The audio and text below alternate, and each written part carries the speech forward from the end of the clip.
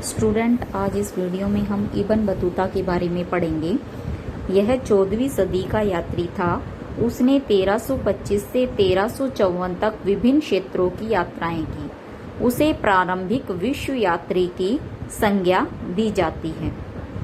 इसका जन्म अफ्रीका महाद्वीप के मोरक्को नामक देश के तंजीर नामक स्थान पर 24 फरवरी 1304 में हुआ। वह साहित्यिक ज्ञान से संतुष्ट नहीं था, मतलब जो किताबों में पढ़ा है उससे संतुष्ट नहीं था। हालांकि उसने बहुत नॉलेज ले ली थी किताबों से, तो उसने यात्रा करने की सोची और 22 वर्ष की आयु में ही वो यात्राओं पर निकल पड़ा। उसका भारत आगमन कैसे हुआ? उसने मक्का, मदीना, मध्य एशिया की यात्रा करते हुए 1333 में सिंध पहुंचा। 1334 में दिल्ली पहुंचकर सुल्तान मोहम्मद बिन तुगलक से भेंट की। मोहम्मद बिन तुगलक उसकी विद्वत्ता से बहुत ज्यादा प्रभावित हुआ और उसने उसे दिल्ली का काजी यानी कि न्यायाधीश बनाया। 1342 में मोहम्मद बिन तुगलक ने उसे चीन में भारत का दूत नियुक्त किया। उसकी मृत्यु कहाँ हुई? 1377 में तंजीर में। बाद में वो अपने देश वापस चला गया था तंजीर। उसने रिहला नामक पुस्तक की रचना की। रचना नहीं कह सकते हम, क्योंकि मोरक्को के शासक ने वो पुस्तक किसी से लिखवाई थी इब्न बतूता के संस्मरणों यानी याददाश्त के आधार पर। तो यह इब्न बतूता की याददाश्त पर आधारित पुस्तक है। मोरक्को पहुंचने पर वहां के राजा ने इब्न जुजाई से यह पुस्तक लिखवाई, जो उसने इब्न बतूता से बातचीत कर लिखी थी। इसमें उसने भारत का विस्तृत वर्णन किया है। अब उसने भारत के बारे में क्या क्या वर्णन किया है, जैसे इब्न बतूता के भारतीय शहरों के बारे में क्या विचार थे।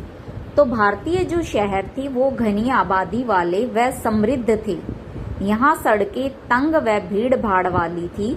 शहरों में जीवन यापन की सारी चीजें उपलब्ध थी। शहर केवल व्यापार का केंद्र नहीं थे, बल्कि सामाजिक व सांस्कृतिक गतिविधियों के भी केंद्र थे। प्रत्येक शहर में मंदिर और मस्जिद होते थे। अब है इब्न बतूता के दिल्ली के बारे में विचार। दिल्ली बड़े क्षेत्र में फैला घनी आबादी वाला शहर है। शहर के चारों ओर बनी प्राचीर अतुलनीय है। दीवार की चौड़ाई 11 हाथ है। राजा लोग क्या करते थे, पहले अपनी राजधानी के चारों तरफ या महत्वपूर्ण जो शहर होते थे उनके चारों तरफ किलेबंदी करवाते थे और प्राचीन के अंदर खाद्य सामग्री, हथियार, बारूद, घेरेबंदी में काम आने वाली मशीनों के संग्रह के लिए भंडार गृह बने हुए थे। फिर है दौलताबाद के बारे में विचार। अब दौलताबाद भी एक बहुत बड़ा शहर था। इसका आकार वो कहता है कि दिल्ली से कम नहीं है। यह पुरुष व महिला गायकों के लिए एक बाजार है जिसे ताराबबाद कहते हैं। यहाँ बहुत सी दुकानें हैं जिन्हें कालीन से सजाया जाता था। प्रत्येक दुकान का दरवाजा मालिक के आवास यानी कि घर में खुलता था।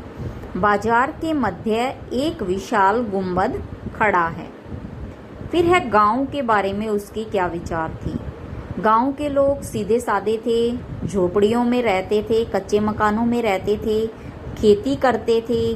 क्योंकि यहाँ की जमीन उपजाऊ थी तो वो वर्ष में 2 बार भी फसलें लेते थे और यहाँ के लोगों के संबंध परस्पर अच्छे थे। फिर है इब्न बतूता ने नारियल और पान के बारे में क्या कहा। ऐसे पेड़ जो उसने अफ्रीका में नहीं देखे, उसे विचित्र लगे। तो नारियल के बारे में वो क्या कहता है कि ये हूबहू खजूर के पेड़ जैसा दिखता है। नारियल के वृक्ष का फल मानव के सिर से मेल खाता है, क्योंकि इसमें मानो 2 आंखें तथा 1 मुख है और अंदर का भाग हरा होने के कारण मानव के मस्तिष्क जैसा दिखता है। पान का क्या लगा उसको विचित्र कि पान एक ऐसा वृक्ष है जिसे अंगूर लता की तरह उगाया जाता है। पान का कोई फल नहीं होता, इसे केवल पत्तियों के लिए उगाया जाता है। फिर इब्न बतूता ने भारतीय डाक के बारे में क्या कहा। भारतीय डाक व्यवस्था के बारे में इब्न बतूता ने कहा कि यहाँ 2 प्रकार की डाक व्यवस्था थी। डाक मतलब पत्र एक जगह से दूसरी जगह ले जाना। पहले थी उल्लूक और दूसरी थी दावा। उल्लूक क्या थी? घोड़ों की डाक व्यवस्था।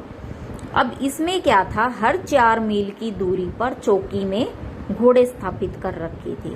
अब कोई व्यक्ति एक चौकी से चला है, 4 मील वो चलता है, दूसरी चौकी में जाता है, सामान जो उसने एक पत्र डंडी के ऊपर बांध रखा है जिसके ऊपर घंटी भी लगी हुई है, अब वो क्या है, घंटी जैसे बज रही है, वो भाग रहा है, चल रहा है, घोड़े पे दौड़ रहा है, तो उसको क्या है, वो वहां लेके जाता है। तो दूसरी चौकी पर पहुंचने से पहले ही सूचना मिल जाती थी, क्योंकि आवाज आती थी घंटी की, तो दूसरा तैयार रहता था घोड़े पर बैठ के व्यक्ति।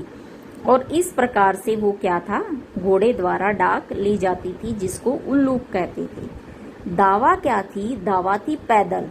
हर मील पर 3 व्यक्ति बदले जाते थे।